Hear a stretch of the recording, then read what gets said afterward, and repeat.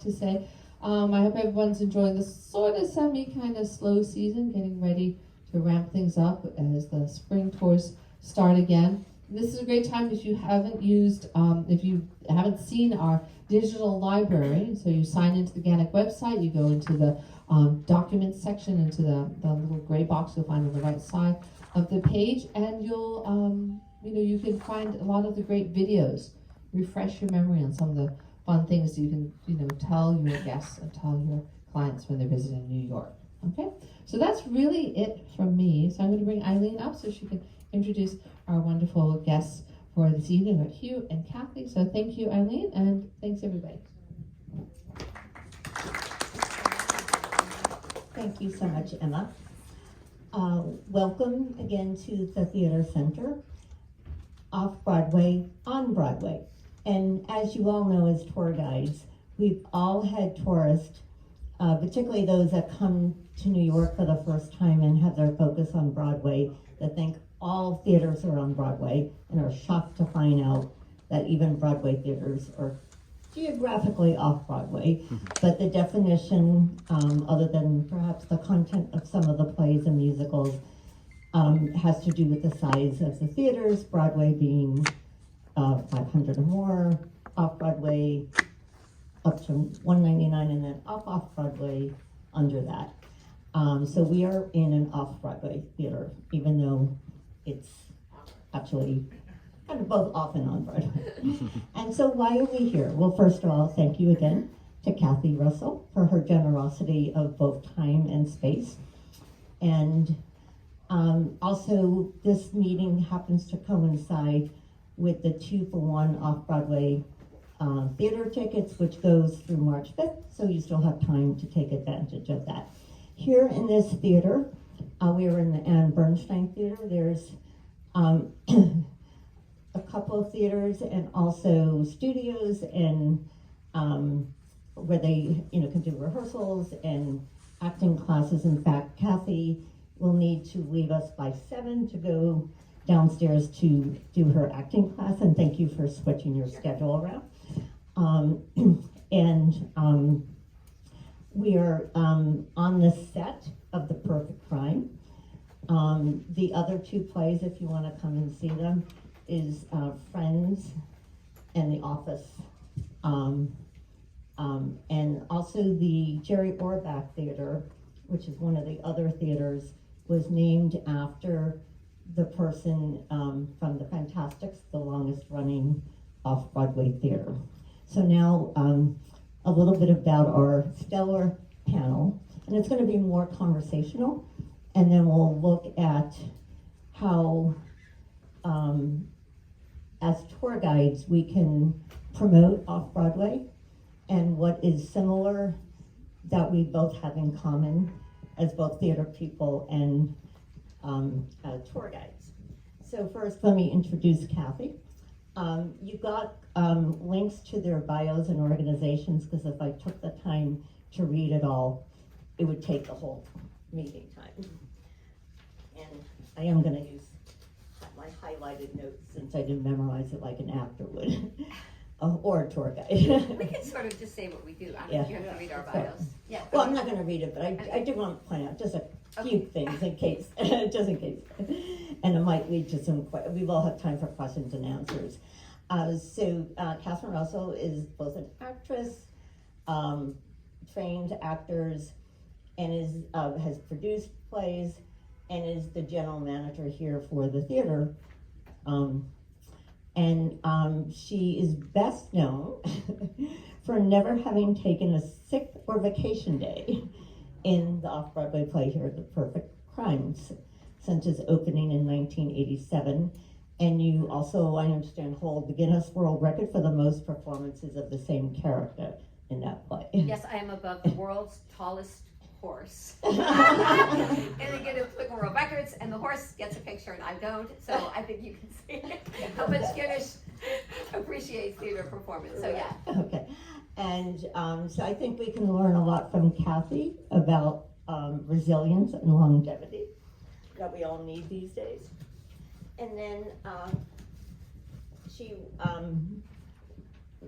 generously invited her colleague and friend Hugh Hysell, who is a marketing guru, and he's been marketing director for over 200 plays, both Broadway and Off-Broadway, including Phantom of the Opera, Les Mis, and Jersey Boys, as well as Off-Broadway, and has done TV work. You might recognize him from Saturday Night Live.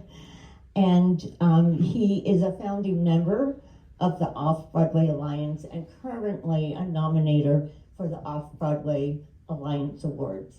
And I thought perhaps in our dialogue later, since GANYC is having awards, we could, merge a conversation about the selection of awards. Okay, so thank you all. Take it away. Oh, I don't know if we don't need mics, I Yeah, think. actors don't. Can you hear us? Yes. Okay. Yeah, okay. Hello. Hi. You want to? I'll start. My name is Cathy Russell. I'm kind of an off-Broadway girl. I've been working off-Broadway my entire career in New York. And yes, this play opened in 1987 in a little theater in the Village. We thought it was supposed to be 16 performances, and then we thought we might continue a little while longer and a little while longer. And so it's been running for 36 years in April. Yes, exactly. So no play has ever run that long in New York, which I'm proud of. Hugh has, in fact, been in Perfect Crime. For 2.5 years. Yeah. Not as long, Yeah. but 2.5 years. So it's a very long I sat time. right here. Yeah, exactly, exactly. Then I sat there, and then I And ran around with a gun. he shot me every night. Yeah, yeah. We went through 2 guns. Yeah, exactly.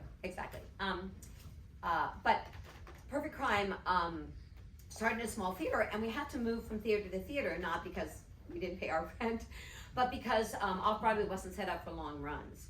And so I worked in every crappy Off-Broadway theater in New York, and at one point a rat ran over my foot. We were at Theater 4 on West 55th Street. It's no longer there. And I was like, okay, we're getting the hell out of here. And I renovated a strip joint right where the American Eagle store is. If you remember, there was a Howard Johnson's there. So the Howard Johnson's was there. There was the Gaiety, which was a gay strip joint. And then there was like the Paris Whirly Girl All Girl Review. That was closed for prostitution. So we turned it into an off-Broadway theater. We ran there for, I think, 10 years. When they sold the building, we moved here. There was raw space, and so like all these seats I got from the Douglas Fairbanks Theater for $5 each. took them out of the floor, put them in a truck and brought She them didn't here. steal them. That was the No, theater's that's what closing. he charged me $5 a seat, right? And when I built this theater, for Perfect Crime, the owners of the building said, it was the Rockefeller Group then, if you take 2 floors, we'll give you the sign. So I took another floor. I was like, well, how hard could it be? And I built another theater. The ceilings were lower. So we did it a semicircle like the Fantastics, if you were ever at the Sullivan Street Theater. And I got Snapple to sponsor the theater. They put a big sign outside. If you've been a tour guide for a long time, there used to be the Snapple sign in the back. And they were our first sponsor for about 6 years. And some Broadway producers came in and produced the Fantastics downstairs. And Jerry Orbach, at 25, starred in the Fantastics. He was the original El Gallo. So I had the idea to go to Mrs. Orbach and ask her if she wanted to name the theater after him. She wanted to write a check, and I'm like, no, we're going to Dick Wolf. So Dick Wolf from Law and Order sponsored the theater, gave us money to name the theater after Jerry Orbach, which I'm really proud of. So, and people still walk in. Kids don't exactly know who Jerry Orbach is, but most of you are over 30, so I guess you probably do. And the Fantastics ran there for a very long time. I ended up taking over producing it, and since then there have been a bunch of different shows playing there. Currently a musical parody of The Office and a musical parody of Friends, which I produce. And in April we're going to add another 5 shows a week, a musical parody of Seinfeld called Singfeld, the musical about nothing. So, what I was saying, and Hugh, you should chime in. When we talk about Broadway and Off-Broadway, it is the size of the theater, how many seats, but something to think about if people ask you. Hugh and I have talked about this. I liken it to a big feature film and an independent film. There are lots of movie stars who do independent films, right? Doesn't mean they're not good actors, but it means the budget, it might be $200,000 as opposed to $100 million. And if you think about that, when people come to New York, it used to be in the old days, maybe 30 years ago, they'd see 5 Broadway shows. I don't know how many people can afford to see 5 Broadway shows right now. It's just so expensive. So an option that when we have people flyer at TKTS, it's like if you're seeing a Broadway show today, if you want to see something else, why not come to see an off-Broadway show that's cheaper, that's less expensive, you probably get a better seat to do both. So I don't think we're like adversaries of Broadway, but rather more inclusive. And sometimes you want to see a big, studio movie, and sometimes as an independent film that you watch and it really stays with you. There's a place for both. And I think nowadays the immersive experience is very attractive to an audience member. And being in an off-Broadway space, you're much closer. It's immersive in that way. You're also experiencing it, closer than you ever would in a Broadway show. And I love to sit close in a Broadway show, even if I'm on the side, on the crappy seats with, obstructed view, because I love to see the work. So in an off-Broadway space, you're close enough that you can really appreciate the work that they're doing, and these are top-notch actors in most of the Broadway shows. Plus, there's a whole variety of shows that can exist off-Broadway that can't commercially exist on Broadway because it would never sell enough tickets. And those are the immersive shows, the family entertainment, those weird kind of unique theatrical experiences, how we term them in the Off-Broadway Alliance Awards. Things like Gazillion Bubble Show, which is really cool, particularly if you're a kid or if you're high. There's a part of the show with lasers that look like you're underwater, and I swear it's like fall back to when I was in college and I used to smoke, but I don't. But you get kind of those experiences, Sleep No More example kind of thing. But it's Off-Broadway is where those kind of shows can really thrive and have enough people so they can sell enough tickets to pay the weekly nut, as we call it in the industry. Whereas a Broadway show, the weekly nut that they have just to pay the bills, to keep the lights on, for a musical nowadays is somewhere between $650,000 on the cheap side for a musical, A week. up to $1 million. Whereas an off-Broadway show, if they're playing 8 performances a week. I did the Fantastics for about $45,000 a week. Yeah. I mean, with a big cast. That's big Yeah. cast. I mean, no comparison. Yeah. Just unions, and it's just more complicated for Broadway. And off-Broadway, you have a much larger crew and stuff like that. So On Broadway. On Broadway. Yeah. So shows can exist and thrive for the kind of show that wouldn't necessarily need to sell out 1,000 seats a week. They can really thrive in a smaller space. And off-Broadway, technically, is 100 seats, Right. up to $499. When you get to 500, then it could be termed a Broadway show if the League of Broadway Theaters accepts it, if there's a new space that is built. Currently, the smallest off-Broadway space is something like 550, which is the Helen Hayes. Right. Now it's got a different name, right? Second Stage took it over. Second Stage, I don't know what the name of it is. But yeah, that's the smallest technical off-Broadway show. Broadway Theater. Sorry, Broadway, smallest.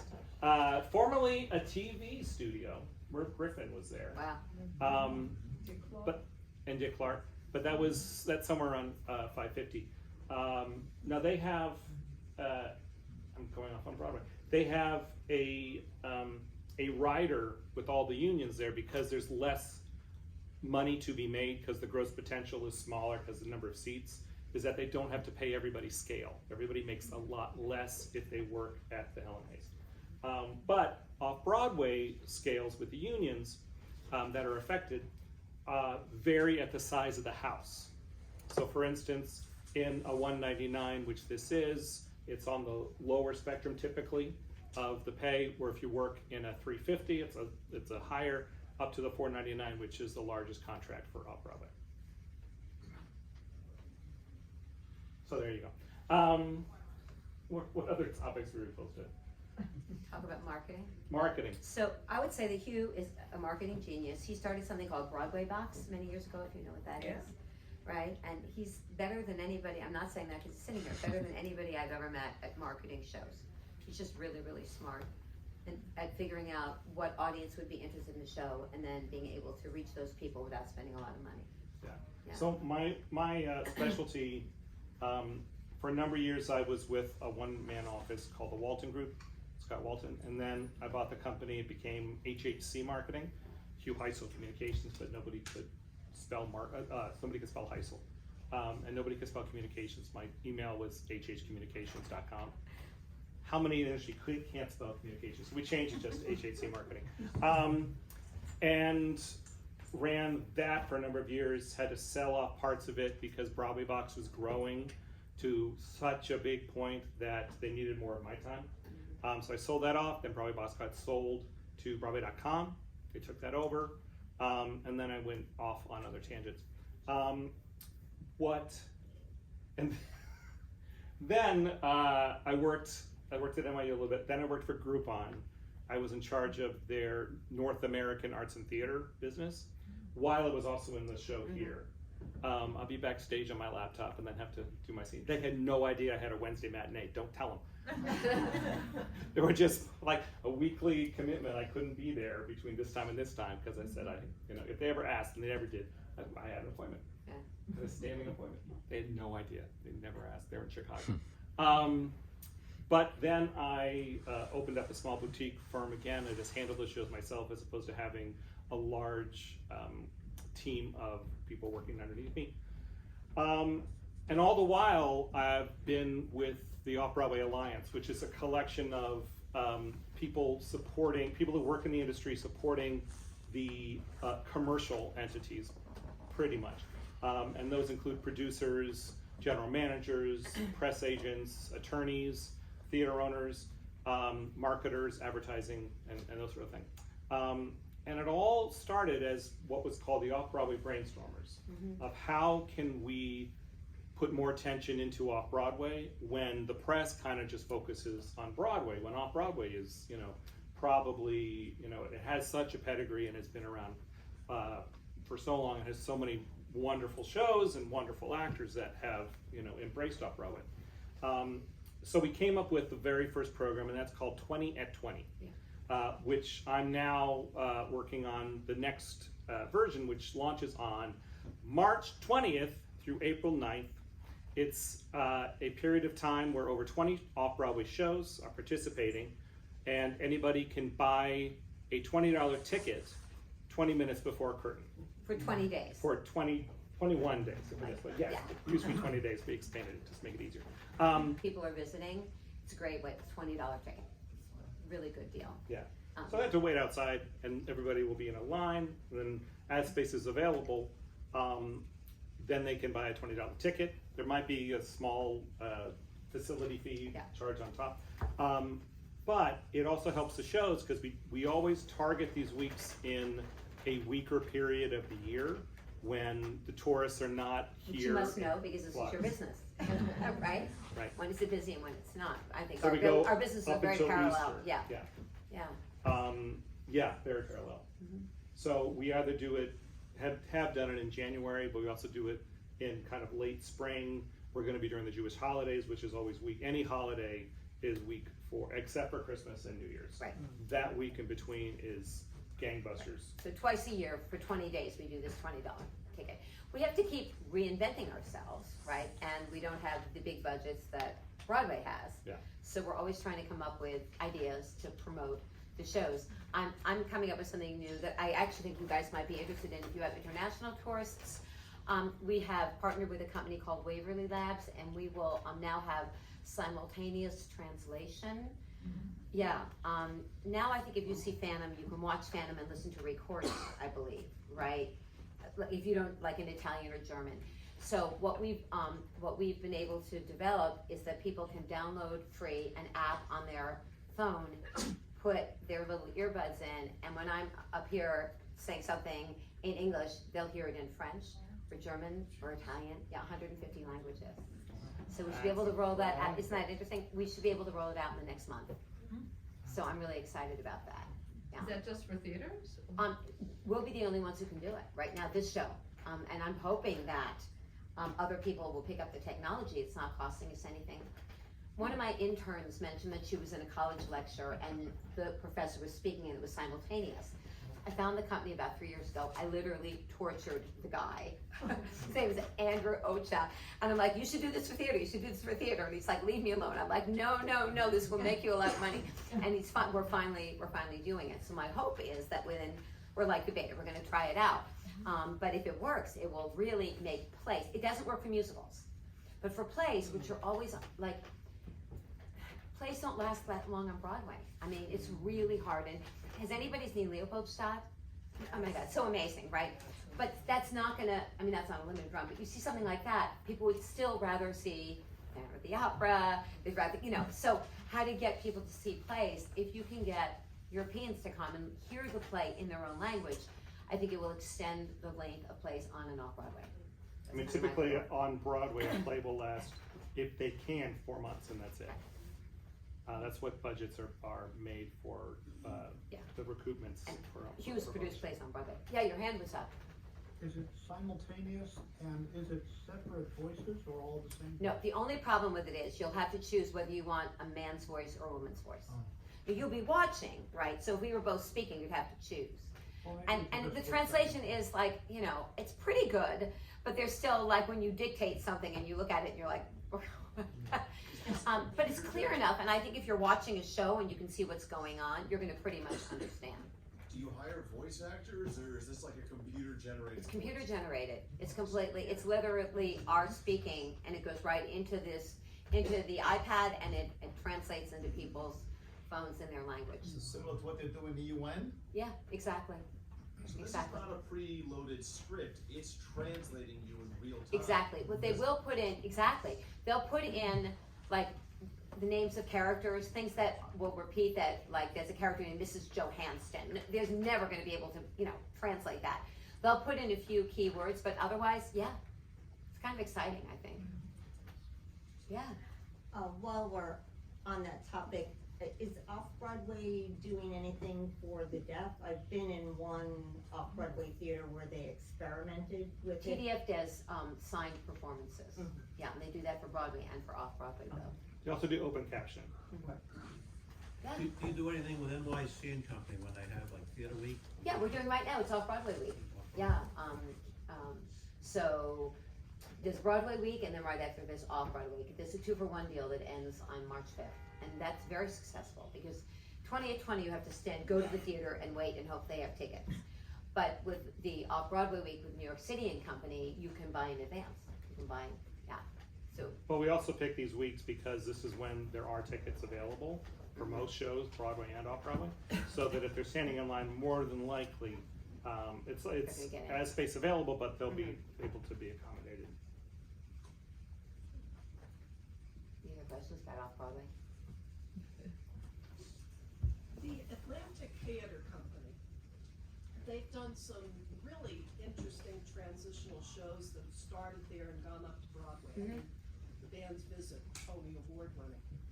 Do you consider that an off-Broadway site, or is that Yes. more of a theatrical company?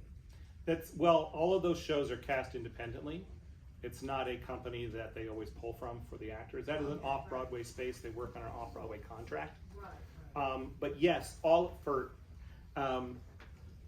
I think every show would love to have their shows move to Broadway, but in the case of The Band's Visit and Spring Awakening, and a lot of shows that are at New York Theater Workshop that move to Broadway, like Once, Hadestown. Hadestown, Yeah, now there's a lot Rent. of them, right. Those Yeah, have all Merrily been Roll what we Along. call, the term is enhanced by a Broadway producer prior to that engagement. That gives the company money to make that show happen with the designers that would do it on Broadway, with somewhat of the set that they would go to Broadway. So they can really have a chance to see, it's like an out-of-town tryout in town. So they can really see if this whole design and the concept works, and also get the reviews and some of the buzz going, so that, and get the theater owners there very easily to start the bidding war of what theater is gonna get it. Is it gonna be a Schubert House or a Nederlander House or Hugh Jamson, or Ambassador Theater Group has now bought Hugh Jamson. So yeah. Off-Broadway is divided up into the not-for-profit theater companies, Atlantic Theater Company, Playwrights Horizons, Public Theater, New York Signature. Theater Workshop, Signature. They will all be off- They are not-for-profit theater companies. And then there are commercial productions. I'm a board member of the League of Off-Broadway Theaters, and we serve together. I represent commercial, other people represent the not-for-profit, and that's all under the umbrella of Off-Broadway. We negotiate the union contracts, for example, together. And the only real difference is that the not-for-profit theater companies like Atlantic have a season, and when they think a show, as Hugh said, is going to be really successful, they may look for outside producers to enhance it, to go to the next step. But I will also say that I'm raising $10 million to convert a garage down the street to turn it into 5 off-Broadway theaters. And, yeah, truly. But in my little pitch, every single play that's won the Pulitzer Prize for the past 15 years started off-Broadway. Every single one. Interesting. Yeah. Yeah, important to know that things start here small and they get bigger. Impressive, right? Yeah. I have a question about the 2020. So if you're a guest coming in and you're not using TKTS at the last minute for whatever, and they see the opportunity to do 20 shows for 20, and they come in and they line up and then they can't get in, and there could have been 19 other shows they could have gotten in. Is there a way that they could sort of pre-register or something so they're not disappointed? No, there's no pre-register. You have to go to the theater, to the box office. But some theaters, like the New World Stages down the street, will have 4 different shows in there, all participating in the program with the same line outside. So when they come in, they could see this and said, "I'm sorry, this play that go wrong is sold out." It won't be, because this is. Or we send people, if we're sold out here, we'll send them down the street. Like literally on this block, there are 7 off-Broadway shows at 20 at 20. So like that you could get to within 3 minutes. So the other question is all of the little organizations you can belong to for last minute tickets that they invite you to. Do you have a list where the guides, if they're free, can come in and see what the show is so that they can better understand who to recommend the show to? I think that would be great. It's a really good idea. It's a really good idea. We're not a papering service, so we don't have that sort of thing. I'm sure you all know about whatever papering services you love. I belong to 3 of them myself. Okay. That's how I see shows at the Signature. I never get invited. So when producers want to have a full house, or they want to make it look busy, if they don't have enough tickets sold, they will call up audience extras, Club Free Time, Theater a whole bunch of them. extras. And you can join that organization for, what is it, $100 a year? Yeah. And then you'll get a list of whatever is being given away for free. Okay. So But you got to catch it I- while they have the ticket. Yeah, I don't. but there aren't really industry nights that you've considered to bring in the You guides to raise a this? really good point, and I wonder if Hugh and I shouldn't take to the Off-Broadway Alliance, and then I'll take to the League of Off-Broadway Theaters, the idea that you should be allowed to come and see a show so that you could talk about it. Generally, as a marketer, I would have a list of hotel concierges, Yeah. or we would do a Same thing. concierge night through Mm-hmm. either Wear Magazine or City Guide, or Right. something. and do it kind of that way. So if we could be in that group, because we're doing the same Yeah. job of recommending either before the guest comes in Absolutely. or while As a they're here. marketer, I would always have preview tickets, an X number of tickets that I have to fill. It'd be great to have the group's email or to send it to somebody that you can then send out something. Thank And you. I'll coordinate with you, because I think I can speak to sort of all the shows and say, would you be willing to do this? That'd be great. Yeah, Yeah. it's a great idea. I mean, we don't want to keep you away. Because it could come up as a story as you pass by, or you tell something, or you say, I just saw this wonderful show last night. Yes. 2 quick questions.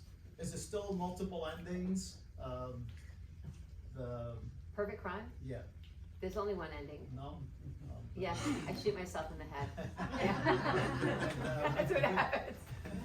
I won't tell you what happens, but yeah, I know. Somehow, I remember seeing it, years So ago. the play, I have to say, the play when it was originally written was like 3 hours long. It was like, he kept rewriting, and it was, yeah, and now it's like 150, like an hour 50 with intermission. And shows like Friends or other similar, are there any restrictions with copyright?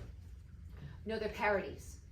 They're parodies. It's not, it's definitely a parody. And the 2 guys who wrote those shows, they've written a bunch of them, have a whole history of parody. And like I know with Singfeld, I know if I don't hear from Castle Rock they own it, Larry David's gonna come after me. But it doesn't matter, because the parody laws allow you to make, if you're making fun of something and parodying it, you're allowed to do that. Okay. And in fact, with The Office, Jenna Fisher and Angela Kinsey, who played Angela and Pam, came to see The Office about 9 months ago, saw it, loved it, cried. We have it on video. Said it was great. So it's not really hurting damaging their brand, I think. And the word parody is in the title of the show. Yeah, musical So parody. it's very clear that this is not, we're not doing Right. the actual episodes. This is a parody of. But weirdly, people who miss Friends come and see it. Like, do you know what I mean? Like they want to sit there and they like get all excited at the end, and you can see them reliving. If they love the show, they get pleasure out of it, even though it's kind of making fun of it. At the end, they all sing about how much money they make per second. It was something like $1,500 per second they made from like the fact they were in the show. So it's funny, but it's true, but it's also nostalgic. Yeah. Do you offer like underserved communities, like people who've never been to Broadway, like school groups and? There are that would fall probably in the either the comps or the group sales. It would each show. There are certainly group sales offices who try to sell tickets at a group sale price. There are some organizations, like with Situation Marketing, they do, it's a big project where they get X number of tickets from whatever Broadway shows and then reach out to various schools, and it's a whole curriculum. But there's no money in it for the show, so they tend not to have that kind of income to support that kind of endeavor.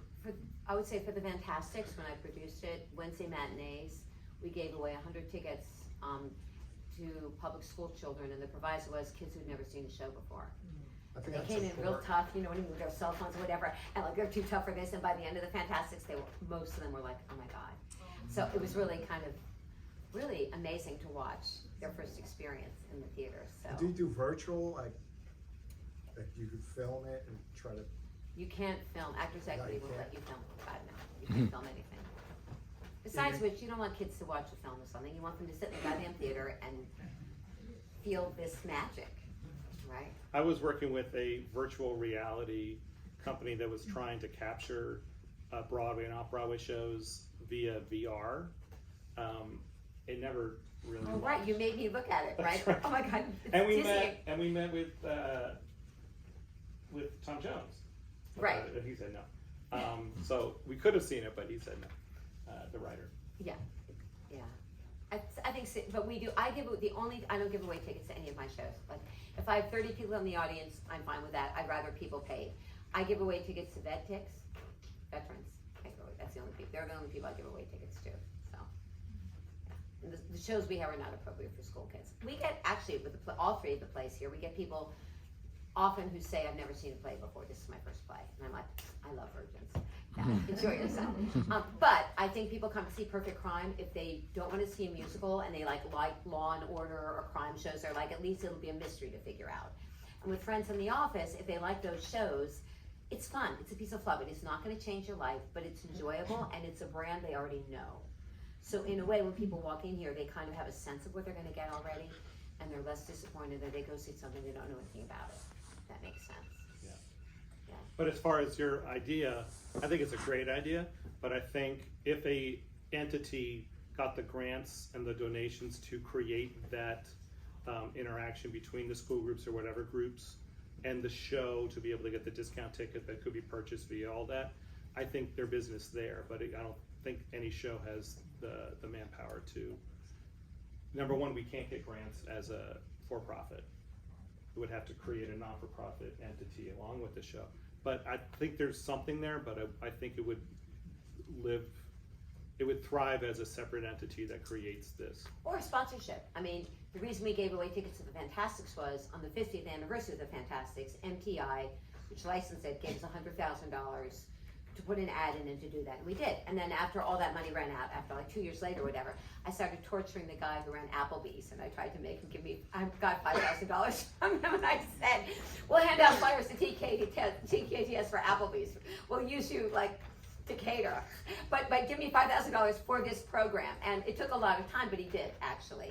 So there's a way there, I think, if you could get people to sponsor it, different organizations to sponsor it, you could then have more kids come and see a show. So, yeah. Do you ever do any talkbacks or think about the talkbacks on the 20 shows, just to get people more interested in the background of putting it together? Sure, that's a good idea. We do talkbacks for Perfect Crime, if people ask, and we used to do backstage tours. After COVID, we stopped, but I think that now Actors Equity says we're allowed to do that again. So I think it's a good idea. People like, let me see real fast, they did a study, the Broadway League always does a study, and when they asked people what would be an incentive for you to come and see a show, the number one thing was backstage tours. I used to You give guys- backstage tours when I was in the Phantom. I give a great backstage tour. So, how do you find plays for these smaller spaces, or do they find you? Do they say, oh, I know this house is this size and I want this kind of experience for my play? I mean, how do they? There aren't that many. The reason I'm trying to build 5 more theaters is there are not that many off-Broadway theaters. There are there's me at New World and a few more. That are available for commercial Right, productions. commercial productions. And commercial productions come here and they rent my space. And sadly, after like a year and a half, they're like, we don't want to do it anymore. You can have it. So I inherited it. It's like I'm putting other people's kids through college. Right? But people come, and we've had a lot of shows. People come, they want their show, and this is how much it costs to rent, and this is what you need to do. With Perfect Crime, which has been around forever. So, yeah. But downstairs, we've had a bunch of really interesting shows that people just are looking. They Google, off-Broadway theaters, and they call. And now it's very prevalent to have multiple shows share the same stage. I did the first one. Yeah. I think I did the first one. I was working on Naked Boy Singing downtown, and a new production when my Big Gay Italian Wedding debuted. They came to me as a marketer and said, we want to be in this kind of space, blah, blah, we only be 3 nights a week, blah, blah. It's like, oh, you're not going to find a space, but Naked Boy Singing has an open stage. I bet they might be into it because it was past the point that they were hot. And once you're a year in for a show, particularly a gay show, the gay audience will come for 6 months and that's it. If they haven't come in 6 months, then they figure it's not worth it, and it wasn't worth their time, and they're not going to, because they want to be the first one to consume anything. They do. I can say that. That's one. So we invented the Bachelorette. No bachelorettes were coming to Naked Boy Singing, but we invented that entire business, and that's how it exists now. It's all pretty much drunk girls at 6 o'clock on Saturday before they go off to drink more, coming in their limos and everything like that. That's the audience. But they were like, yeah, we'd be into it if maybe we can get a discount on our rent, and I think they were able to get that through Peter, who was running it. So Big Gay Italian Wedding came in with their 23 actors, it's non-union, the only way they can afford it, and performed the Naked Boy set 3 nights a week. And that was really the first sharing of the space, and that was probably 2000 or 2001. Yeah. And since then, like downstairs, it's had as many as 4 shows. Yeah, we're gonna have 3 with Singfeld. We're gonna have 15 shows a week. There's been 2 shows here at various times. Mm-hmm. There aren't enough theaters, so people need to sort of share. And also, it's hard to sell tickets 8 times a week. I've been doing it for 36 years. I know it's hard. It's easier to sell 4 times a week. And some shows just find that sweet spot, that 1 performance a week is the right thing for them, and they're able to pay their bills and they can sell that performance well. And sometimes it's stunt casting to get certain people in on those 1 performances. But that is a formula that works for that producer. So being able to share a space works really well in that case. But it's also a off-Broadway show. Yeah. You had a question, then we'll go to you. Yeah, there's a tourism industry organization, it's a SITA, Student Youth Travel Association, and they bring student groups to New York all the time. And many of the groups, they come in specialized in drama groups. Do you do any marketing through them? It's a really smart idea. The groups, either Broadway shows do, they send usually through the press agent or the designated group sale office. They will send performers to SITA to perform, or people who have been in the show. I have a friend that I went to college with who's been a Major Mama Morton in Chicago. She hasn't done it now for 5 years, but she goes off all the time and does that number all over the country, including SITA is one of those. Off-Broadway tends not to have enough seats, but also we don't have the budget to be that person to pitch that, and they usually just want Broadway shows of those kind of things. Your hand was up, yeah? Yes, hi. Over the course of the meeting so far, you've both spoken a fair bit to the fickle and fleeting nature of the industry for your kind of work. But, I mean, this is not my first time in this space, and I remember 6 or 7 years ago attending an OBA seminar here about getting butts and seats, and the stage looks the same. And I have a bunch of friends who've been through in your lower floors. I have friends who've cycled through the Office parody at rates where normally you'd see a show closed by then, and they're like, oh my god, it's still on? So you clearly are working some kind of magic. I don't ever give up. I just don't ever freaking give up. I've got unrelenting, yeah. I do know. It's amazing. It's putting a lot of brand new actors through their first lease, so thank you. Well, no, but thank you. But No, I thank was you. wondering if there were one or two tools in your belt that you felt were critical to the fact that you guys have this longevity that so many people struggle to find in the industry. So, to me, it's all about impressions and how much you don't pay for them. So, science says it takes X number of time to you see a TV commercial before you even remember you saw it. Does anybody know what that number is? 7. Wanna guess? 48. 7. She knows the answer. That's Oh, it. sorry. It is. It's 7. You need to see it 7 times before you even remember that you saw it. So, if you look at an ad, there's no ad out there that can sell something at one impression except for like a Beyonce concert. You see that ad, and the people who are really into Beyonce, they're going to buy that ticket. They're going to stand up. Taylor Swift. Nothing really exists. Soap? No. You're like, I see an ad for a soap. I'm in. No. It takes a lot of impressions for you to wear down that person, so it gets kind of in their head the next time they're shopping for soap. Or for theater, you know, you have your if you're a theater goer, you have your habit, which is I want to learn about the show, or like, oh, that's a new show. What's that about? It'll take a number of impressions to get to that level. And then a number of more impressions for it to go to, I'm kind of interested in seeing that. To be like, oh yeah, I'm going to go at some point. To finally, my mother's coming in town. What show hasn't she seen that I really would love to see that I want to go and buy tickets for at a discount? Because I know there's discount. But for me, I'm a theater goer, and like this is my passion. But for me, it'll probably like be 50 to 70 impressions to get to that point. For some shows, it's 150 if they're even interested in going to see that show at all. So my job as a marketer, what I specialize in is how to get impressions without spending any money so that I can complement whatever advertising is being spent and whatever press can be gained. But I use the assets that a show would have other than money to get impressions. And that could be a cast appearance that is not broadcast, but a performance somewhere like Broadway and Bryant Park. That's something that I would organize. Or if they're performing at a mall, or if they're going to CETA and I can get somebody to pay for the trip. Or if you can get press. Or if I can get press. I can give you an example. Really, I don't mean to interrupt. No, go ahead. So last January, a year ago, somebody broke into into this building and they stole all the copper pipes. Sad. On a Thursday night, late on a Thursday night. I go down Friday morning, Dwayne Reed, my neighbor's like, we have no water, go down, there are no pipes. And we realized that the pipes were stolen, and it was a Friday, it was a crime scene. We could not do shows all weekend long. We lost a lot of money. And Perfect Crime had not been closed by COVID at all. We were the first show to open equity show to open after COVID. I sued the mayor and the governor, actually. But I said, my sister said, that's funny, Perfect Crime, and there's a perfect crime that stopped you. Well, we sent out a press release. ABC, NBC, Fox, 2 features in the New York Times. TV cameras were having me take them down to our disgusting basement and show like that we were missing pipes. We got so much press. I do a toy drive every year. Nobody gave a shit about the toy drive. You know what I mean? Like New York one, maybe. Nobody cared. Pipes getting stolen, it was everywhere. Isn't that funny? And the guys came back like 2 days later and tried to kick in our door. So we had this great footage of a guy kicking like really angry, and they're like, he's still trying to get back in. And they showed it on all the TV stations. Incredible.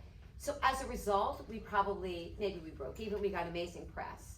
So you have to also be creative. You're like, what can I do that's gonna generate something that isn't traditional, somebody's opening in a show? What can you do that's non-traditional, I think, press? And that will get people, I think, to remember your show better. So does anybody remember Altar Boys, Off-Broadway, 2005? So that was at the kind of the tail end of the height of the boy bands.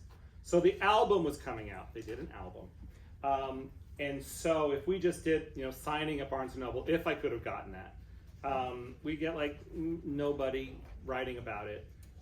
And really like some people would come from the list, from the fans, and maybe anybody would see it. It would be like moderately meh. So we staged a whole fake fan base chasing a limo through Times Square with the boys in the back. And at every stoplight, they screamed, and everybody was like, and then screaming as they went into Virgin Megastore, when that was there, down to the basement, and scream. We had to go from 8th Avenue, where we found this limo who was just hanging around waiting to have that thing. Did it for $40, and the boys got in the back, and we drove around, and we had the Uber fans in on the joke. So they orchestrated the yelling and the screaming, and then they brought their friends, and it became this horde of 200 people, all of which stayed and bought the album, but it became this event that we then got press to cover, and they took it seriously that this actually happened. But we staged this entire thing for practically no money, $40, and we paid for some crafts for the Uber fans to make some signs. And that was it, yeah. I haven't seen The Perfect Crime, so this may be just totally, well, You not ain't gonna be in yet, there. not yet. I'm but we know glad. we're I mean, gonna- there are a we lot know of we're people gonna haven't get seen money. it. So, because it's a crime and you've got right up the street, you've got the spy script. Have you ever done a tie-in with them to try and figure out, We try to do marketing. We have done some marketing initiatives with other themes. like the Museum of Broadway, but that just, if you had a bunch of people that were really into that, and then they had It's a good idea. this, it just seems like it's a logical fit to co-market with each other. Sometimes it is, there's great synergy between an entity and a show, and I always look for that as a marketer, but I don't know if anything. We did it with escape rooms, and it didn't make a difference. We're like, do you know anything? But I'm gonna try. That's a good idea. Thank you. I have one following question for Cathy before she goes, because she has to wear I'm another gonna hat, run so downstairs teaching and a class teach, yeah. soon. But I'll stick around for questions. Yeah, and following up on the question about longevity, that's one of the things I've admired since I've gotten to know you is your resilience. And we met during COVID when things were kind of still pretty quiet and you were beginning to emerge. And I'm glad things have gotten so much better. Is there anything else you can share with us? Because as tour guides, we're also still emerging through the COVID crisis, about your experience of how you brought the theater Sure. out of COVID, although you said Perfect Crime did. So I will say that the bars and the restaurants and the theaters closed March 15th. Sunday, March 15th was our last performance. And then as I watched the bars and the restaurants and the bowling alleys and the gyms open, nobody opened the theaters. And Cuomo was really bad about it. And in October of 2020, when the bowling alleys opened, I said, okay, I'm done. And I called this guy, this lawyer, barely a lawyer, really, this lawyer in Long Island who'd gotten the restaurants open. And I said, hi, will you sue the governor and the mayor for us? How much will you charge? And he said, I'll charge a retainer $15,000. And I went to all the other off-Broadway theaters and I said, give me $1,000, we'll all get together. Enough of them didn't do it. I went to the comedy clubs because Cuomo said nobody cares about comedy. And I got a bunch of people together. We did basically a class action suit, sued de Blasio and Cuomo. And a week before we were due to go to federal court, Cuomo opened the theaters 30%.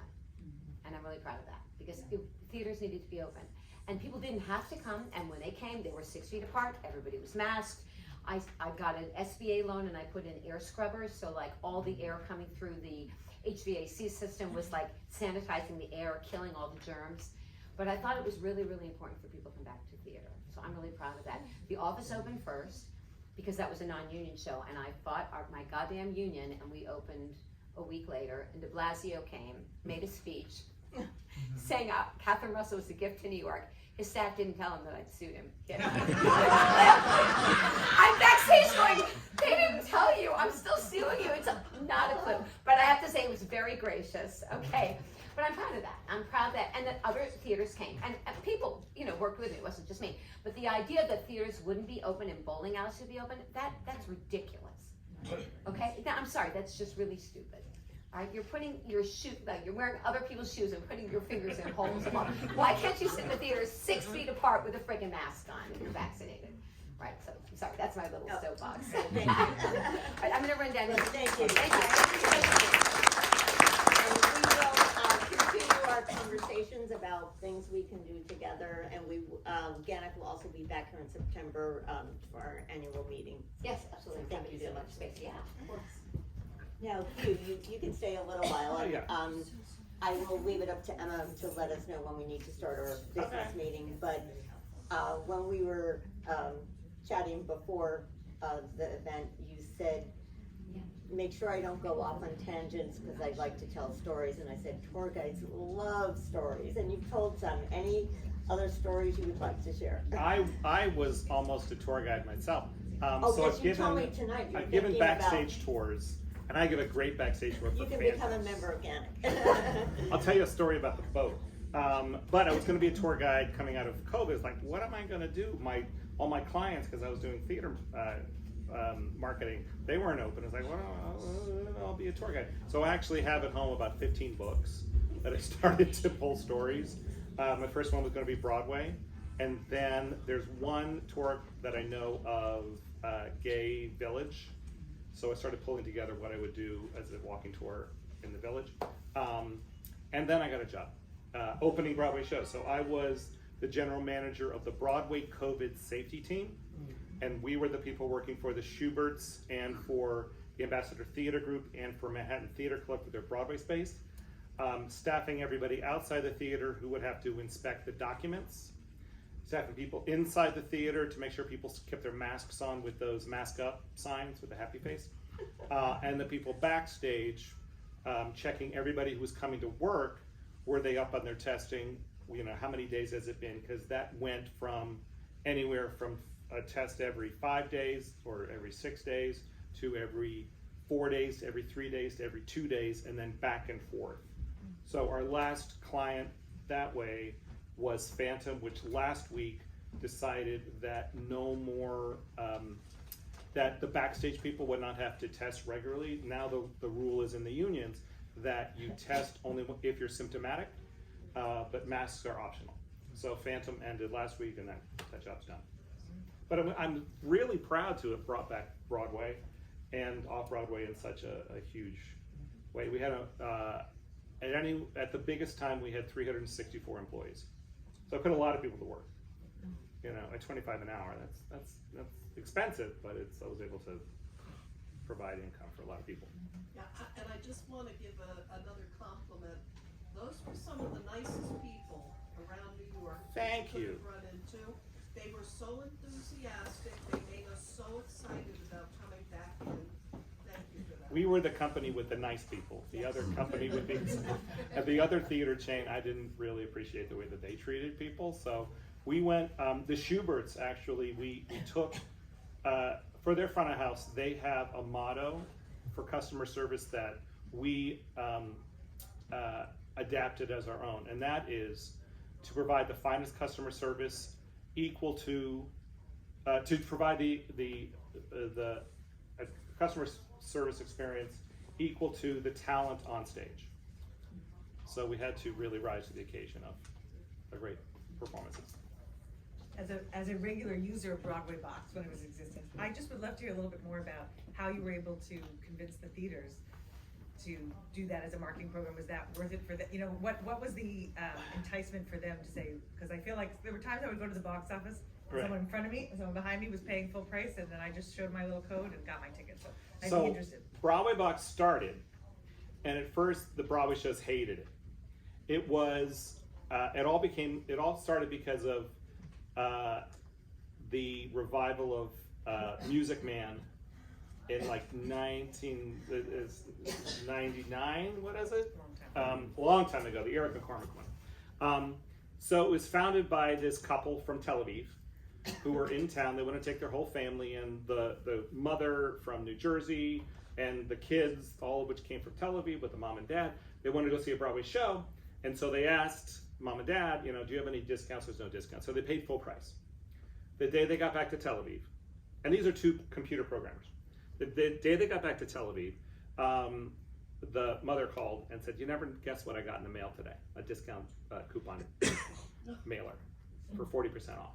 I was like, if only we knew. And I bet people would share.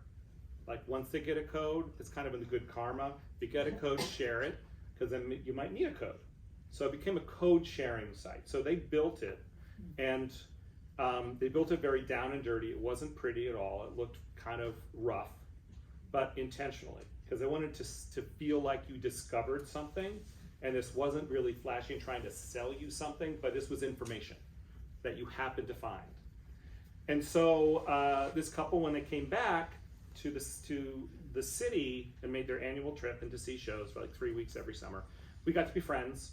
And in 2004, I asked them, have you ever thought about going commercial to actually sell blasts? Do you have a list, and can you sell a blast? Do you have anything that we could sell? Because I could sell it. Because at the time, the industry only had 3 email blasts, and that was it. There was Playbill, Theater Mania, and New York Times Ticket Watch. New York Times doesn't work. It never sold a ticket, because when you get on that list, it's everybody. It's not theater goers. It's everybody who's just signing to get information at the time, to get information from the New York Times, and they charge like 3 cents a name, so it was incredibly expensive, and it didn't sell a ticket. And the industry needed more, and I knew if I could sell it, first, give it away. Give away to each of the big theater agencies, give them each 2 email blasts for free. 1 to a Broadway show, 1 to an off-Broadway show. And we would test it. And they could see that we could sell. And then that was very successful. Then I wanted to buy it, so I made it cheap. At the time, the rate for a Broadway email blast was somewhere around $3,500. We sold it for, I think, $1,300. Just so people could start to get used to putting that in their budget. And then slowly, it got to be equal to everything. At the end, I think it was $7,000 for a Broadway blast. And there were so many people wanting them, we had to sell 2 a day. And then I invented a thing called lunch ticks, which sent out a blast before lunch, and the discount was only good that day until the end of lunch at 3 o'clock. It was an extra deep discount. And that sold well. And then I sold something called Tickets This Week, which a roundup email blast that would send out a discount for that week, a little bit bigger than the discount on the regular blast, all of which created more income. Yeah. And then as I grew my company, I devoted more of my staff just to Broadway Box. Meanwhile, I also am running HAC marketing, I'm running a street team company in the city, and I'm running my gay event company, which I still own and operate. I'm the gay speed dating guy in the city. If there's gay speed dating, I'm the one that runs it. I've run over 2,000 events. Broadway Box. So it grew to be so big that they sold it for millions of dollars to Broadway.com. They offered me a job to go along with them. They offered my employees, and they gave me a deal to get their computers and the files of which were on my, because I was working as a consultant only on commission. They wasn't employed. Once my employees got released from their non-compete and the computers were in their possession, they took away my offer, and I was fucked. I'm a little bitter, but that's okay, because I've moved on to other things that are much more, that are make me happy, so that's okay. But that's how Broadway Box grew from just an idea of a married couple in Tel Aviv to a very integral beginning, and then became very important. It was the leader in discount sales for Broadway when emails worked. Now they don't work. Because who has Google? Who has Gmail here? Okay, have you turned on your tabs, your promo tab? Yeah. Or do you have everything going into your inbox? So now with Gmails, you can turn on your tabs, so all of your promotion emails go into a tab, you never see them. Another one for like all your Facebook alerts go into another tab, never see them.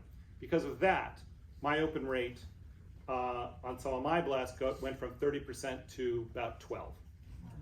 Because it goes into a tab nobody sees. And it's actually the last tab, because mine is inbox, social, promotions. Right. So emails don't work as well anymore. So people are like, what do I do? Yes? The achievements you're telling us about, the creation of Broadway Box, suing the government to open the theaters, keeping everyone safe during COVID. The award for that is called Outstanding Achievement in Support of New York City Culture. Somebody nominate these guys next year. In the meantime, with that in mind, I'd like to know about the awards that you do nominations. The Off-Broadway Alliance Awards is an award show really the secret behind the invention of it is that Off-Broadway kind of gets fucked over during Tony season. So once the Tonys are announced, sometimes the last week in April or the first week in May, through the next 5 weeks until the Tonys are probably the end of the second week in June, all theater press is about the Tonys and pitch stories. So we were sitting at an Off-Broadway Alliance meeting when it's like, how do we break this? How do we get attention during this time for Off-Broadway? Because there's no press, there's less focus, there's less sales. Tony season is a terrible time to go see an Off-Broadway show. To produce an Off-Broadway show, because the tickets are just less. We're not getting as much focus. So, aha moment, well, if we created an award show, we could get 3 days of press. The announcement of the nominations, if we gave out the awards without a ceremony, so the announcement of the awards, and then after the Tonys, we can bookend that by having our awards ceremony just for the winners. And if we can get celebrities there, maybe they weren't in one of those winning shows or produced it, but if we gave away a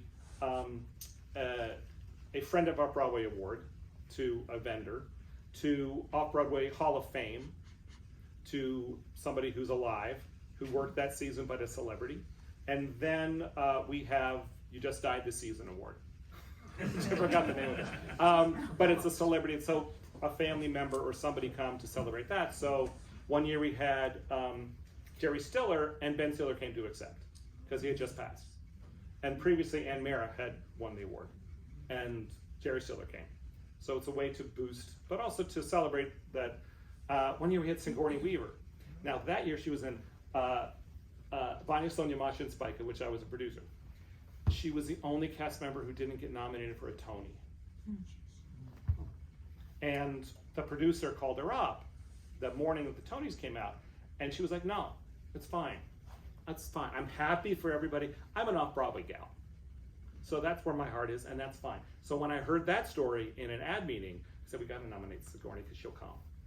It's like, if she gets this award this year, and she loved it. And Christopher Duran got an award, and he came. So these people who moved on to Avatar started Off-Broadway at like The Flea, and really, we celebrate them. So what happens is that we send out we're only 11 people on the nominating and voting committee. We try to see everything. We send our information out to all the shows. We get invited to about 2/3 of them.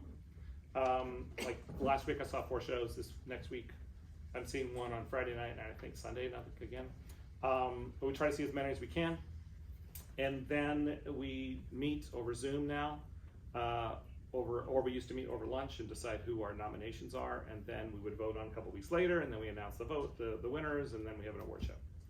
That's really lovely because there's no tension. Like, do I win? They know they won. They get a table, they can invite people, they get a free glass of wine, and we get press with Step and Repeat. It's all just so we can get some days of press. That's the only reason it was invented in the first place. I get free tickets, but that's not the reason it was invented. We actually have to start wrapping up. Riley, Okay. do you have a short question? No. No? Okay, sorry. I can answer it short. Yes. Okay. Thank you very much. We do need to move on to the business meeting. However, before we go, I just want to express a thank you. Hugh might make an appearance at our awards ceremony on Monday if he's starting a new venture amongst the many things he does. So we'll see if you can make, and I'll talk to you about that. Thank you, everybody. I just want to end with a quote from Hugh's marketing website that I think we can all learn from both theater and tour guiding, that says, and I think you addressed this a little bit, creative solutions plus increased impressions equal longevity and more, in the case of theater, more butts in the seats, and maybe for tour guiding, more butts on a tour bus or people on our tours. So thank you. Thank you.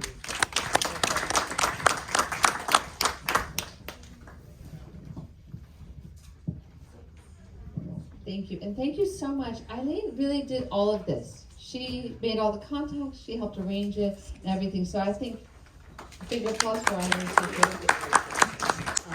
Some of you know this already, but the quick story of how the connection was made, believe it or not, was sort of totally accidental through the toy drive that Cathy hosts here. She collects all the toys, and her dog guards the toys until they're distributed.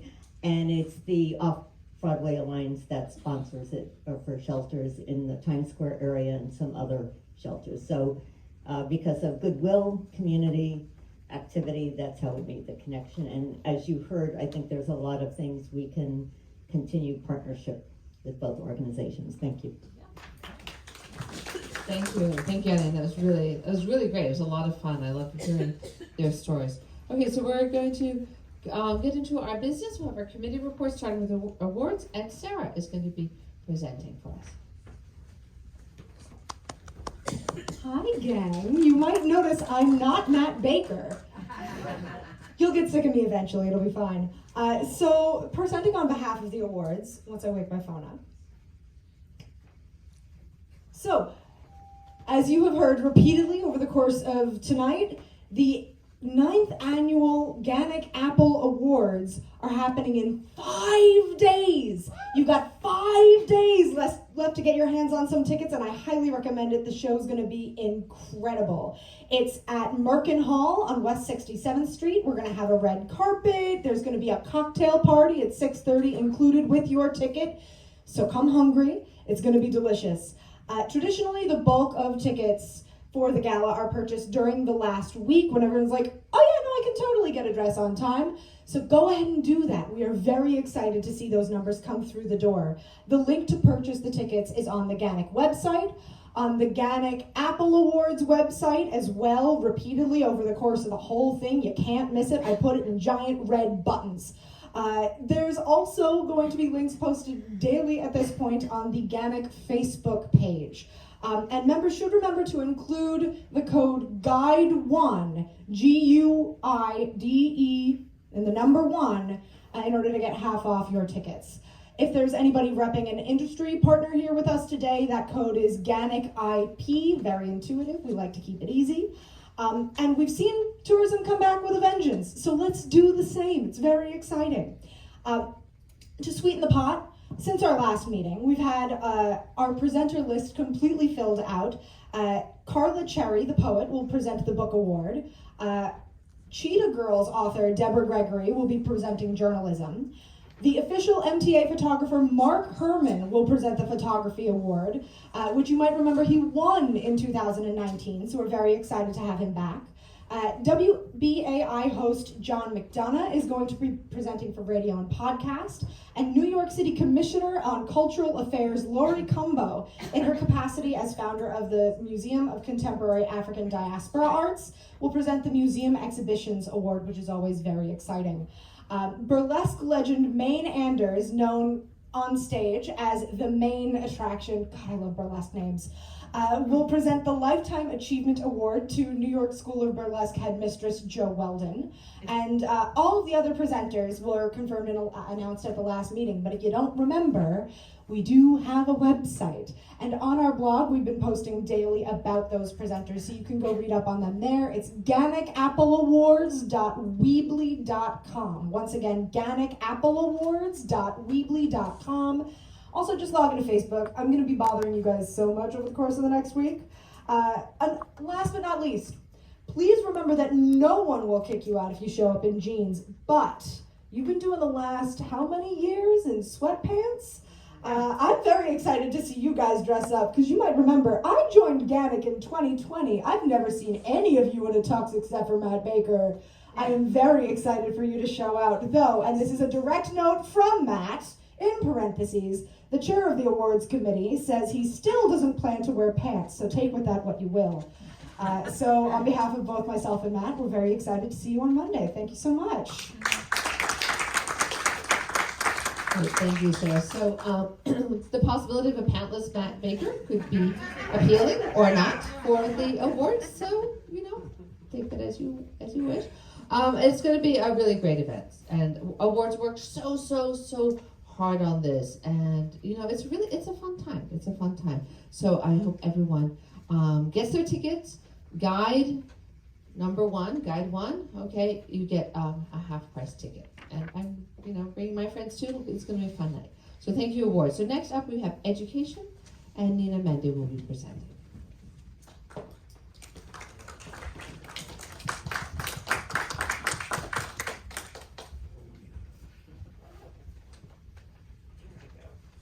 Guiding spirit, Nina Mende. Yeah, well, Emma one of these days.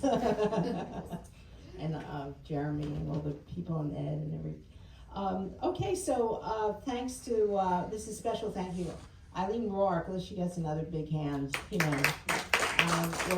really nice when new people get involved and eventually you find you get more involved in the organization, and from committee participant to board member. I mean, so many people who work on committees wind up taking more responsibility, and be nice seeing you up here too. Thanks to Bob Gelber, longstanding member, now on Industry Relations Chair, Black History Month tour of the United Nations and General Tour of the United Nations. He organized that with Education Industry Relations, a great pairing of committees. March 4th, coming up, all of you, some of you who know Robin Garr loves horses, and she's a great equestrian, and she's going to be doing Stakes Day at the Big A, thoroughbred racing at Aqueduct Racetrack. So I think that may be sold out, but there's a wait list.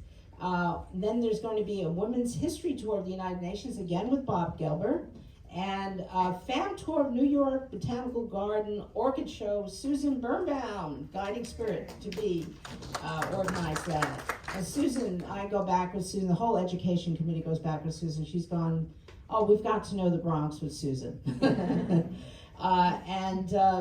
March 25th, a tradition that's been with GANYC since I remember, the Triangle Shirtwaist Fire Memorial Tour with Robin Garr, taking the reins from the late Lee Gelber, started that tour, and I'm glad that Robin has picked up on it.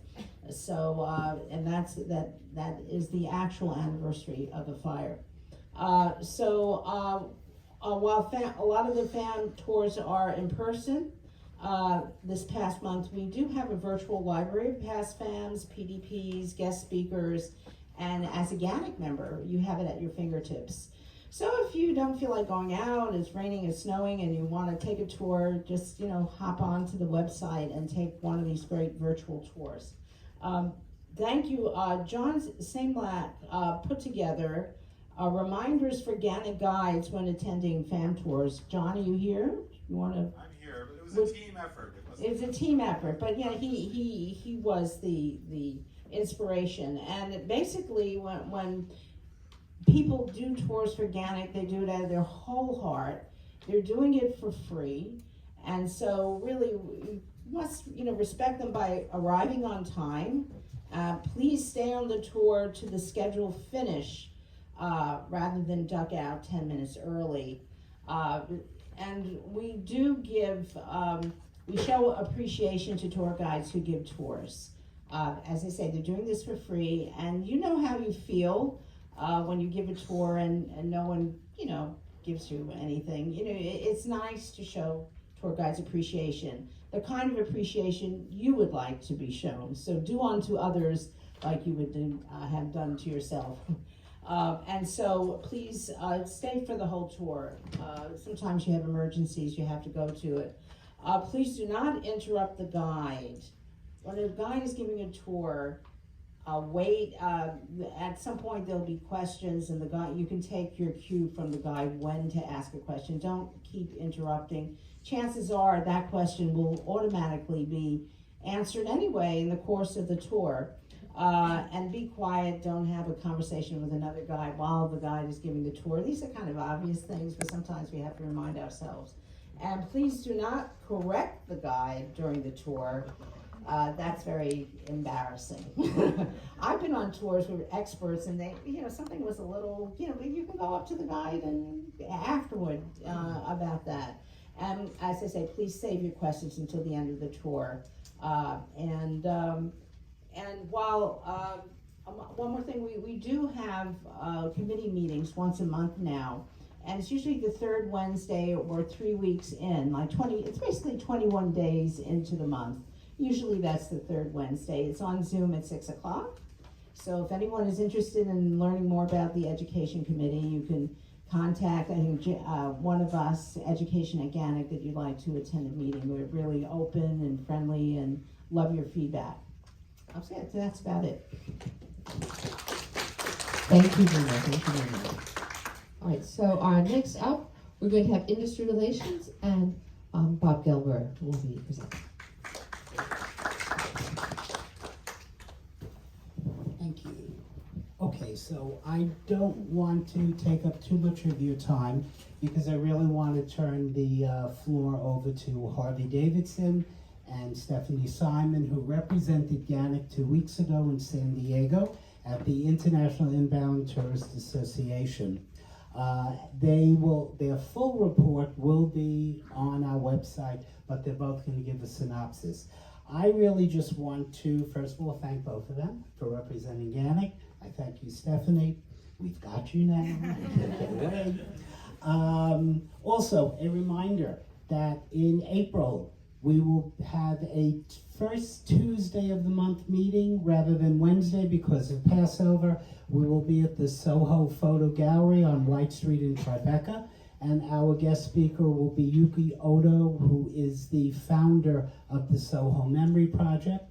In May, we will be at the Fort Hamilton Distillery in Industry City in Brooklyn, and our speakers there will be a representative of Industry City to talk about all the amazing things that have been going on there the last decade, as well as a guest from the Brooklyn Chamber of Commerce. Also, just very quickly, on Sunday, Harvey is getting on a plane once again, representing GANYC, this time in Mexico, with NYC & Co. He's going to the Mexican Sales Program. He will be visiting 4 cities, Guadalajara, Monterrey, Mexico City, and Merida. And I want to thank GANYC member Paloma Moro Hernandez. I'm not sure if she's here tonight. She translated the GANYC one-pager into Spanish. Harvey will be giving them out all over Mexico, so you better learn Spanish. We're going to have a lot of Mexican tourists coming here. And then finally, before I leave, I want to thank Libby Corridon Apicella, who is a longtime GANYC member and the owner of Azalea Restaurant, which is literally down the block. The awards committee had dinner there this evening. Libby is generously, so generously, once again, donating food to the GANYC Apple Awards. So if you want to eat Libby's food, please come to the GANYC Apple Awards. I've been working on them for 7 months. Anyway, I want to turn it over now to Harvey and Stephanie. Thank you. Thank you. Harvey, I'll let you go first. Thank you, Bob. The theme of the International Inbound Travel Association Summit was USA United Sustainability Action. Key concerns discussed during the educational sessions of the summit included the following situations inbound tour operators faced. The first is visa delays were high on the list. Applicants from many countries such as Brazil and India had to wait several hundred days to get their visas. The Department of Commerce is aware of this, and one of the speakers there was Mark Hume, and he represented the Department of Commerce, and Julie Stuffett of the State Department. They acknowledged the delays, but said additional staff and working overtime conditions have returned the delays to past waiting times and claimed delays should be reduced further. Separately, I spoke with Mark Hume, who is the Deputy Assistant Secretary to the Secretary of Commerce, about getting a guide on the newly created Travel and Tourism Advisory Board. He advised me to apply when applications are being accepted in the fall of 2024. Another concern involves sustainability and visitor admissions for groups at national parks, mainly in the West. It appears visitors to the national parks are greater in numbers than in the past, and parts of the park trails and other areas are being eroded and not maintained. The The representative, Kurt Rausch from the National Park Services, which is part of the Department of the Interior, will work with a select committee of inbound tour operators to try and correct the problems. I spoke with Kurt Rausch about problems guides were experienced at the Statue of Liberty and Ellis Island, as it is a national park. Although he has no control, he advised me to send him an email about our concerns and he would follow up. Thanks to information provided by Matt Baker, Kevin Lawrence, Tony DeSanti, and Michael Dillinger, I sent a detailed response to Rausch, but I've not had a reply from him as of yet. One other major concern expressed by inbound tour operators was hotel rates charged by hotels. Inbound operators require net rates, which are not being offered in the manner similar to what is offered to conference and event planners, because those people can guarantee the number of rooms needed. Inbound tour operators cannot do this, as they don't know how many rooms will be needed far in advance when they offer their tours. The IITA found destination management organizations, also known as DMOs, as partially responsible for not supporting inbound tour operators.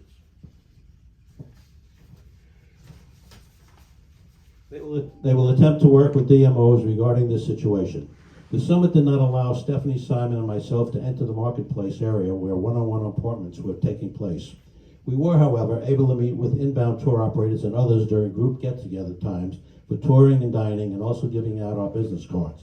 Special thanks are in order for Stephanie, with assistance from Mark Landman, in creating a QR code which enabled inbound tour operators to copy on their phones for access and learning more. So all we had to do was present this to the tour operator. They take out their phone, and on it, they can find their next guide, or they can learn more about GANYC. That was our presentation. Thank you. Well done. All right, I'm going to just add 2 minutes. Thank you, Harvey, and it was such a treat. Hi, for those of you I haven't met, I am Stephanie Simon. I'm just going to, Harvey obviously went over several of the details, but these were some of my key points and takeaways from the conference. As Harvey said, the theme was sustainability, and it was great that we did have the QR code, because I think we would have looked like out of place had we brought a stack of 200 pieces of paper, because there was no paper, everything was digital. So that was great. But the main point was sustainability is not a luxury selling point anymore, but now a necessity. And both product suppliers like us, tour guides, and tour operators can benefit by highlighting their offerings that appeal to travelers looking for meaningful and authentic experiences. Sustainability has a wide range of definitions, from environmental stewardship to regenerative travel that enhances the local community's economy and values geographically unique cultures and traditions. International travel is viewed as a major export of the US economy, and several organizations within the government are working to make inbound travel more accessible and to prioritize certain foreign markets with new flight patterns, more efficient in terms of visa processing and simplifying entry paperwork, and more attractive with a wide breadth of diverse regions and experiences, enhanced train travel, and more varied itineraries that incorporate lesser known but equally worthy destinations. So my big thing that I thought would be important for us as tour guides to know is they said, re-examine your product offerings and really market those assets that will appeal to this educated, informed, and environmentally and socially aware group of travelers. If you have a tour that highlights a very specific, unique group or ethnic group here within the city, or a region that, a neighborhood that maybe people don't necessarily go to, it's a little lesser known, those are considered gems. Those are considered bonuses. And so if you have that, just kind of punching that up so that people can see it. One other session I went to that we were in different sessions that I think would be very relevant to our group, is this woman who was a hoot and who gave her top strategies for social media and how to change your digital strategy. And she said, it's 2023, everybody has to have their digital game cleaned up. So she said, it's not okay. So in terms of thinking about our websites, our blogs, if we have them, our LinkedIn page, really making sure that those are on point, up to date, and clear and easily digestible.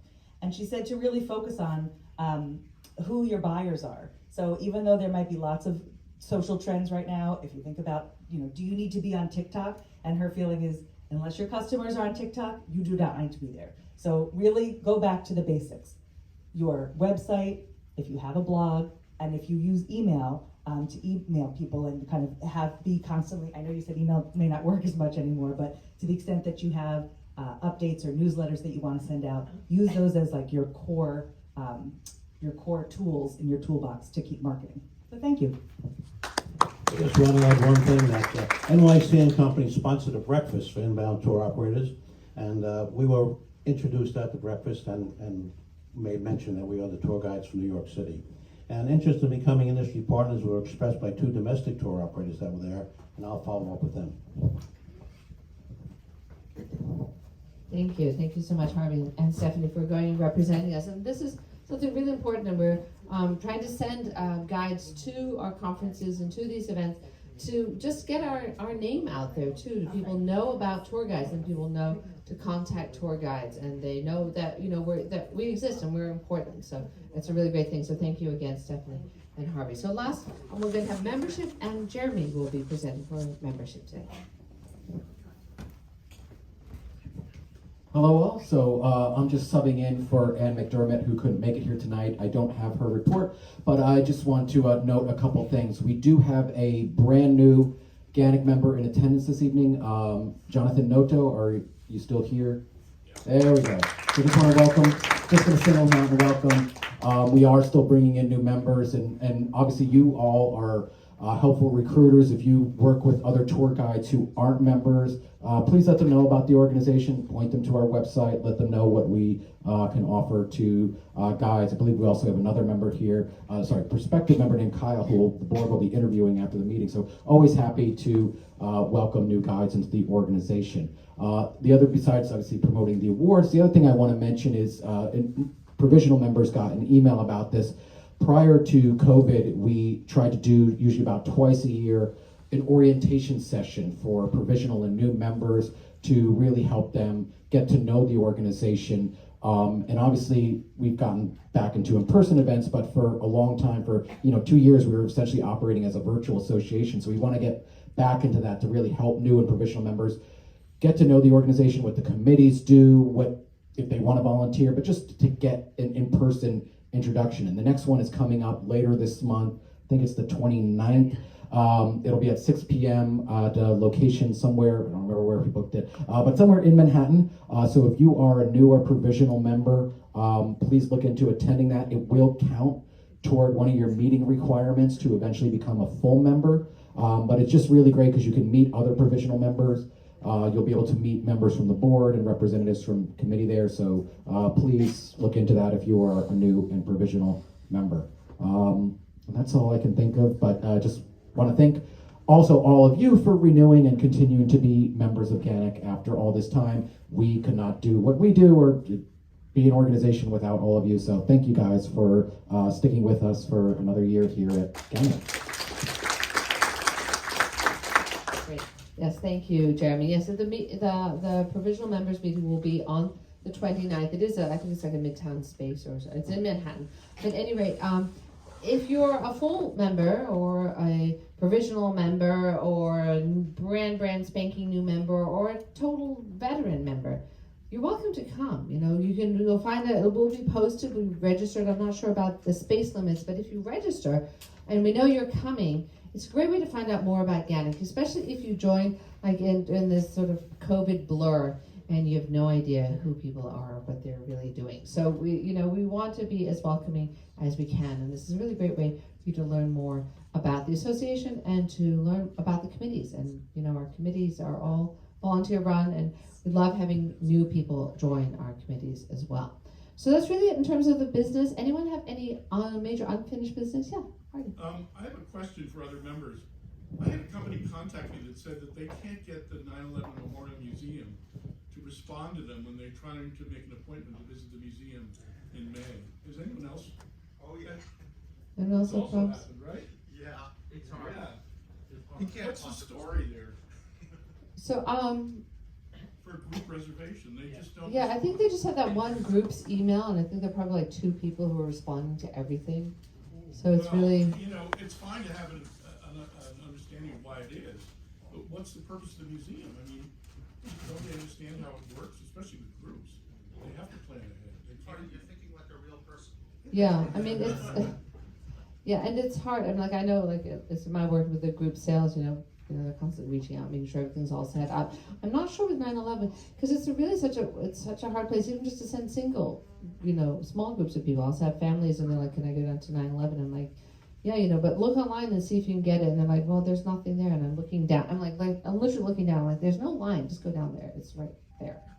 It's right next door." So I don't know what to tell you. Anyone else have 9/11 experience or tales to tell? Well, apparently, yeah. Well, something positive ones or something that can help out. Jared? Does Andrea Coyle still have a connection there? I don't know if Andrew does. I don't think so. Well, I was actually thinking of going down tomorrow, and since I'm a member, or whatever.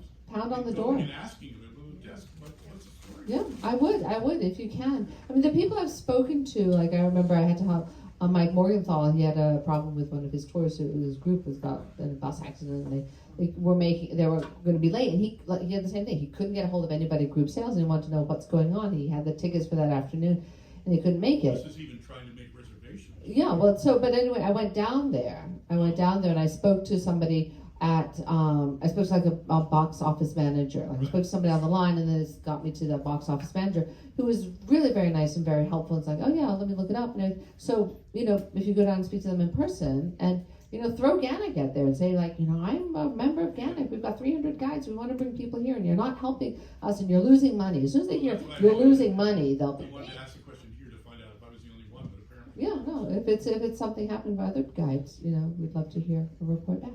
Kit. I'm just following up on what Stephanie and Harvey had said about the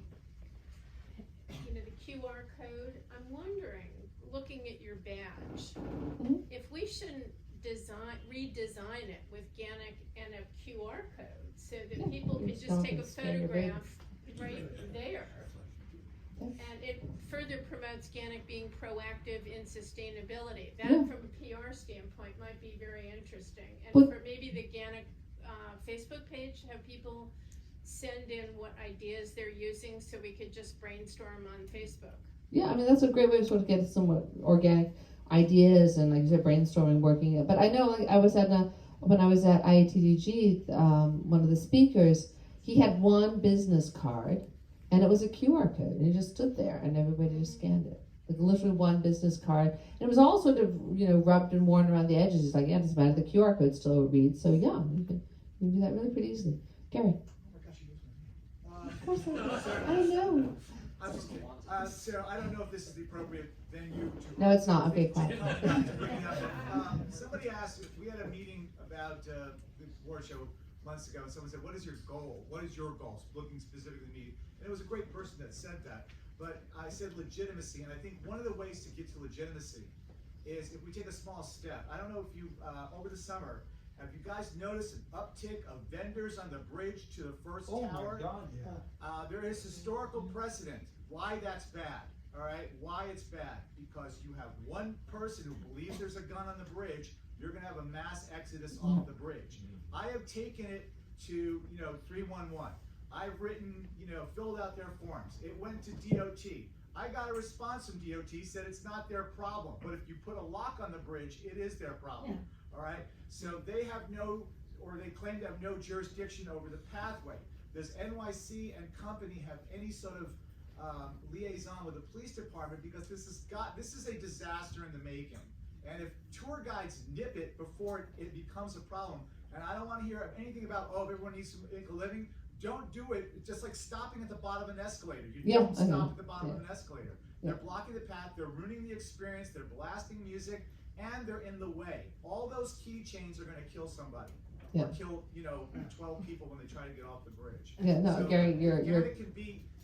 I mean, I don't totally care. Right. I'll lead the path. I don't give a thing about it. But you know what I'm saying? It's just, to me, it's a huge danger. Yeah, no, that's something you're. Do it. That's great. You're totally right, and we could perhaps. I mean, we have like Coley's. He's a PA cop, but he's a cop, and he knows people. And I mean, I think like NYC and Company is great for a lot of stuff, but a lot of times I feel like we're just like at the bottom of the stair going, hello, we're here, listen, and so we'll get some sort of like, okay, yeah, we'll listen to GANYC, but we we're the boots on the ground. We can see that. We can see, you know, a tragedy waiting to happen. Okay, to Stan, then to Harvey.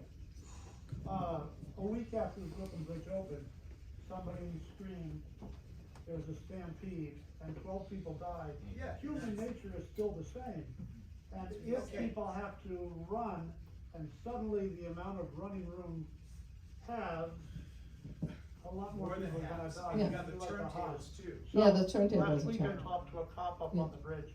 Yeah. He said that the vendors have, they've got a lawyer keeping them there, and it's going back and forth in the court. The vendors have a lawyer keeping them there? Oh, yeah. Okay, so that's insane. Yeah, that's insane. Harvey? Yeah, I spoke with the police commissioner and the Department of Parks commissioner and the Department of Transportation commissioner, and they all do this. Yeah, It's the other person's responsibility, and no one wants to take responsibility. Until somebody dies. No, but there was a crackdown recently, maybe a few weeks ago. I read it in the paper where I think the mayor took some initiative, but I don't know. Maybe he's mentioning the lawyers, so maybe that. Yeah, a bunch were cleared off the bridge, and then, but I don't know if they've come back. Like you said, if they have a lawyer representative. They're back, and they also have barricades. The turntable guys put up barricades. I said to one, you know this is illegal. You can't even have a film shoot. You can't even put up a barricade. You can't put a barricade here. And, Oh, wow. Oh, that's nuts. they just kind of smiled and pretended they didn't know what I was talking about. You know. Yeah, they know. So Yeah. they do know, and those vendors they get nasty, and they're all you know. I have no problem with marijuana, but if you're smoking in front of a group of kids, you know, like you know, middle schoolers at 9 in the morning, what kind of thing? The kids are gonna be walking through the smoke. Stephanie, you had something? It's a horrible situation. This is a big non sequitur, but I don't know, I was thinking about like you're talking about branding and being sustainable and whatever. I just had this vision of, like, I go out touring now, and as we're getting into the summer season, I'm wanting to get myself like a big golf umbrella, like, cause to be out in the sun. And I was thinking like, well, what would it be like if we had maybe something like the same way we buy the tags, but had an umbrella that was like a GANYC umbrella that says like, ask me, I'm a New York City tour guide, and could have the QR, you know, something, but like, maybe if you're seeing people around town, whether it's in the sun or in the rain, but a big red umbrella with our logo and, you know. Yeah, but also, that also sort of like people see us coming and they know they get like, I mean, I've been in, not direct confrontation, but I've like told people, I'm like, you gotta move, you gotta get out of the way. And then, you know, the vendor, or whatever, gets in your face and you're with your guests and you're trying to be polite and you're also trying to get them to move their asses because you can't get by, you know, and then you turn into that New Yorker, you know, or, you know, like, oh, she's being such a Karen. I'm like, I don't care, you're, move. So, yeah, and a big red umbrella to poke them out the way. It would be very It was just, again, it was a non sequitur. yeah, but no, you're right.